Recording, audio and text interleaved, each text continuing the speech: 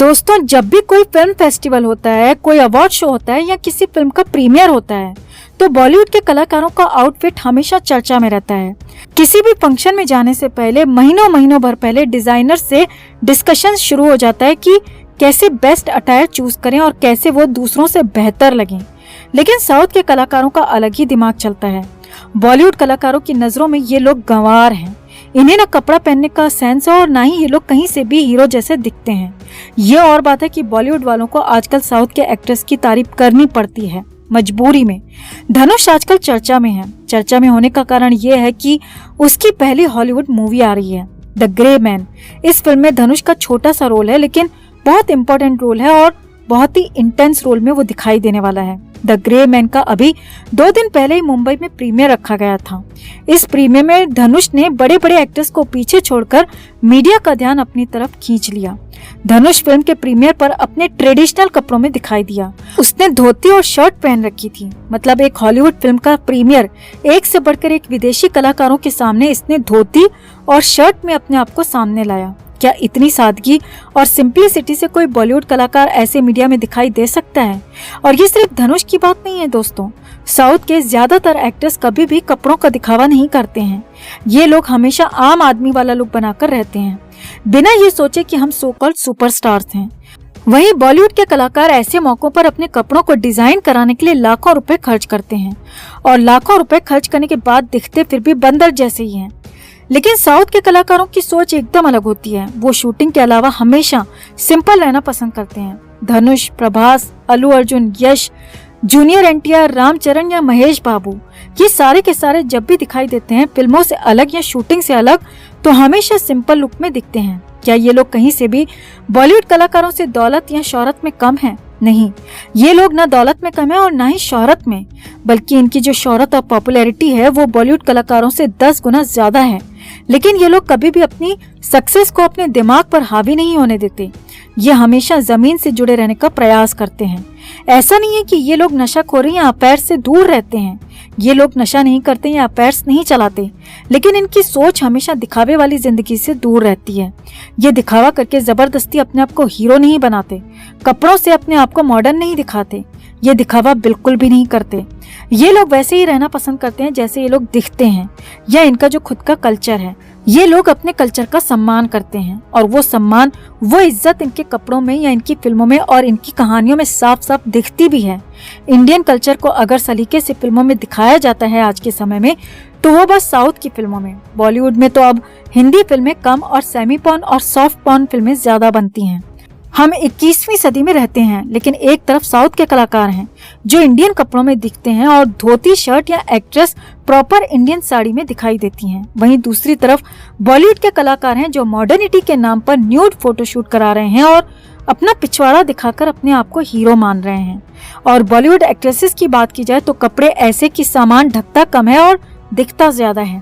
साड़ी भी पहनेंगी तो ऐसी साड़ी कि साड़ी कम लगती है और बिकनी ज्यादा लगती है। दोस्तों, एनसीबी और बॉलीवुड के बीच जबरदस्त जंग चल रही है और ये अभी से नहीं बल्कि पिछले साल 2 साल 2.5 साल से चल रही है और एक के बाद एक लगातार एक्शन एनसीबी की तरफ से किए गए थे।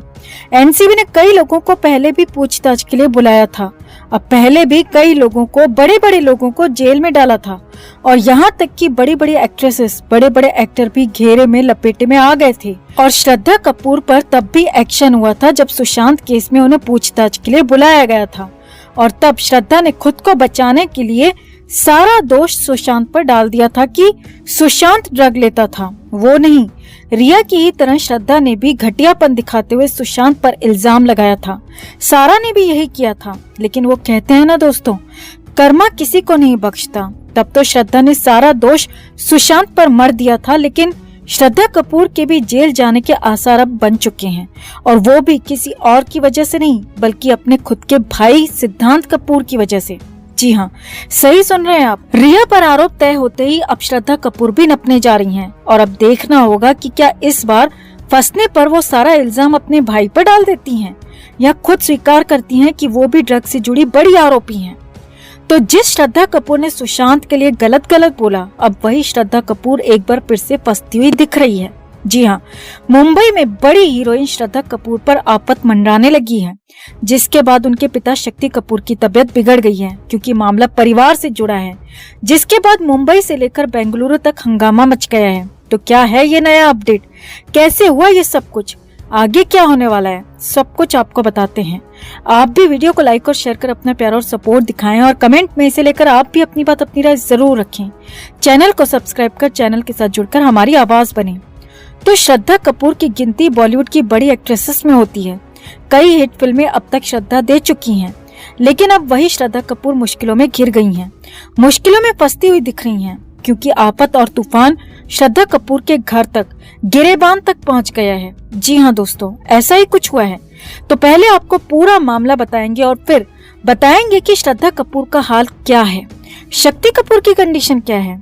तो असल में श्रद्धा कपूर इस बार खुद नहीं बल्कि अपने भाई की वजह से मुश्किल में आई हैं। जी हाँ, श्रद्धा कपूर के भाई और शक्ति कपूर के बेटे सिद्धांत कपूर को बेंगलुरु पुलिस और एनसीबी ने बुला लिया और इस बार बहुत बड़ा एक्शन होने वाला है क्योंकि सिद्धांत कपूर को ड्रग लेने के मामले में आरोप में बेंगलुरु में ही गिरफ्तार किया गया था।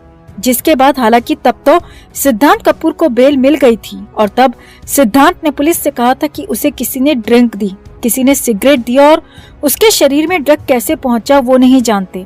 अब हालांकि पुलिस ने तो ये बात मान ली और सिद्धांत कपूर को बेल तब मिल भी गई, लेकिन जैसे ही मामला एनसीबी के पास पहुंचा तो सिद्धांत कपूर की हालत खराब हो गई क्योंकि एनसीबी ने इस बार सीधे ही सिद्धांत कपूर को तलब कर लिया और सीधे सीधे बेंगलुरु में ही बेंगलुरु पुलिस के सामने ही तलब कर लिया, बुला लिया। हालांकि बुलाया तो पूछताछ के लिए गया है, लेकिन साफ साफ माना ये जा रहा है कि वहीं पर पूछताछ के दौरान या फिर पूछताछ के बाद सिद्धांत कपूर को अरेस्ट किया जा सकता है, गिरफ्तार किया जा सकता है, जो कि बहुत बड़ा एक्शन होगा।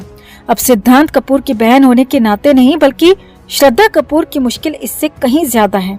असल में सिद्धांत कपूर ने पिछली पूछताछ में बताया था कि उसके खर्चे के पैसे उसकी बहन यानी कि श्रद्धा कपूर देती हैं और इस बार सिद्धांत कपूर को गिरफ्तार किया जाता है और ड्रग वाला मामला साबित हो जाता है तो फिर तो पिछली वाली बात को मानते हुए श्रद्धा कपूर को भी समन हो सकता है क्योंकि ड्रग खरीदने के लिए पैसे तो श्रद्धा कपूर ने ही दिए थे और ड्रग के लिए फंडिंग, पैसा देने के मामले में कारोबार करने के आरोप में श्रद्धा कपूर को समन किया जा सकता है और यहाँ पर भी आरोप साबित हो जाते हैं तो फिर तो श्रद्धा कपूर भी अरेस्ट हो सकती है, जेल हो सकती है उन्हें।